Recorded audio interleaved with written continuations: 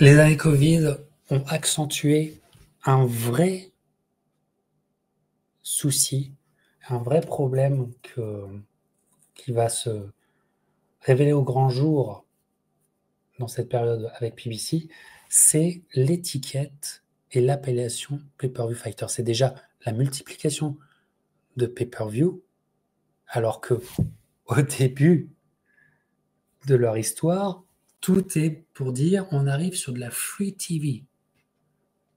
Dans l'idée, vous qui avez tellement payé, fan de boxe, vous n'avez plus payer. Moi, je suis un fan de boxe depuis longtemps et je paye depuis. Ça fait depuis 2007 que je suis assez acheteur de pay-per-view, aller dans les bars qui ont un pay-per-view et payer ma cotisation. J'ai jamais autant payé que ces derniers temps. Les contradictions apparaissent puisque finalement la nature même du pay-per-view fight va être complètement va être complètement rabaissée par PBC.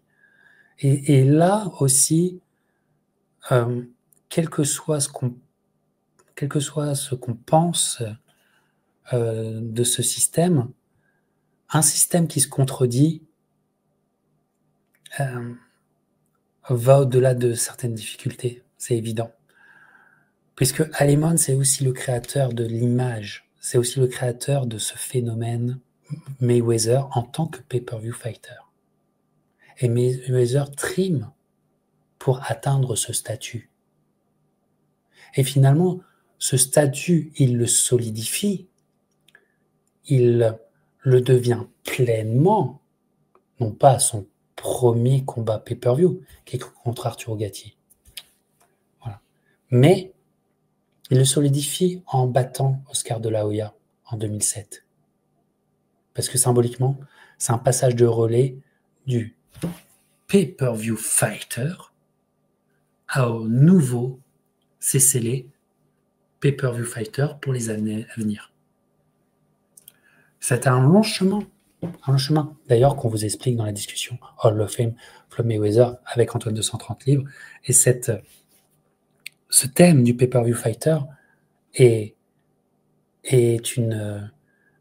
un thème extrêmement important pour Floyd Mayweather, mais pas que, mais pour toutes les grandes stars. Parce que pay-per-view fighter veut dire grande star. Veut dire que ton nom est synonyme de résonance avec le milieu des fans de sport, pas de boxe, de sport, que ton nom est capable de sortir le monde de la boxe de sa niche et d'aller attraper le kidam, d'aller attraper le fan de sport mainstream et de l'amener à acheter ton combat. Ça veut dire que le pay-per-view fighter est une rareté. On est bien d'accord ? C'est une rareté en soi. Et finalement, quand PBC fait un pay-per-view fight avec Manny Pacquiao, il n'y a pas de problème. Il n'y a pas de problème, c'est naturel. Et peut-être à cette époque, avec Canelo, et peut-être un peu Joshua, mais quoique aux États-Unis, je ne suis pas convaincu, mais à cette époque, il n'y a que lui et Canelo. C'est tout. Voilà. Mais donc, il va y avoir une accumulation de soirées pay-per-view qui va aller jusqu'à l'ubuesque. Hein. On aura eu ça quand même. On aura eu ça. Et finalement, qui va aussi dénaturer, et je crois même pour toujours, le concept de pay-per-view fighter, qui n'a plus de sens aujourd'hui à cause de PBC, c'est que le fait d'avoir fait un combat en pay-per-view te rendait automatiquement pay-per-view fighter.